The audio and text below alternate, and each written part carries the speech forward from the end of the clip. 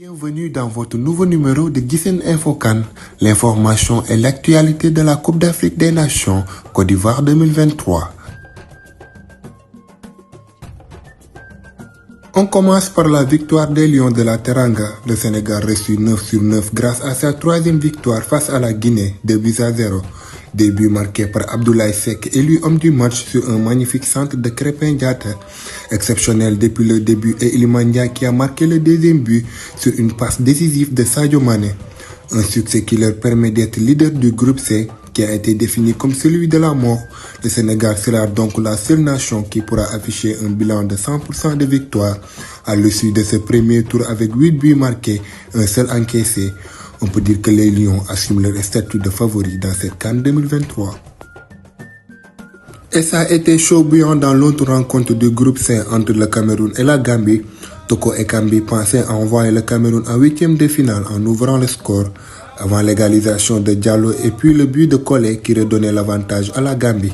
Mais joie de courte durée avec un but contre son camp de Gomez et c'est finalement le Cameroun qui l'emporte grâce au but victorieux de Wo qui envoie le pays du continent en huitième de finale et qui finit même deuxième du groupe derrière le Sénégal et devant la Guinée, tous deux qualifiés au prochain tour.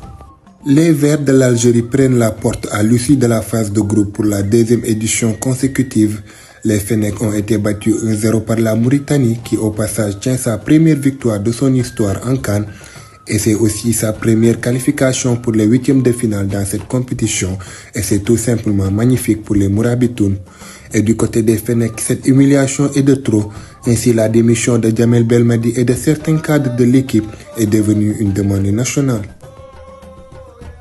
Et pour l'autre rencontre de ce groupe D, l'Angola a battu 2-0 le Burkina Faso et passe devant ce dernier avec 7 points sur 9 obtenus. C'est tout simplement fort de la part des Rouges et Noirs.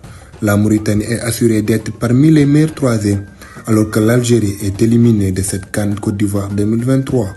Une vague de limogeage et de démission de coach. Le pays hôte se sépare de son sélectionneur Jean-Louis Gasset après le débâcle des Ivoiriens face à la Guinée équatoriale. Et ça sera Emerse Faé, ancien international ivoirien, qui va assurer l'intérim. Aussi, la Fédération ghanéenne de football a annoncé le licenciement de son entraîneur Chris Hughton après l'élimination des Black Stars en phase de poule. Et puis il y a aussi la démission de l'entraîneur de la Gambie, Tom Saintfield, et celui de la Tunisie, Djalel Kadri. On dirait bien que cette CAN fait vraiment des ravages. Nous terminons avec le groupe E. La Tunisie devait obligatoirement s'imposer ce soir face à l'Afrique du Sud, mais ne fait pas mieux qu'un match nul sur le score de 0-0. Et pour la première fois depuis 11 ans, la Tunisie est éliminée dès les phases de groupe, tandis que le Mali, l'Afrique du Sud et la Namibie seront présents au prochain tour. Merci de nous avoir suivis, chers internautes sur Guisen TV.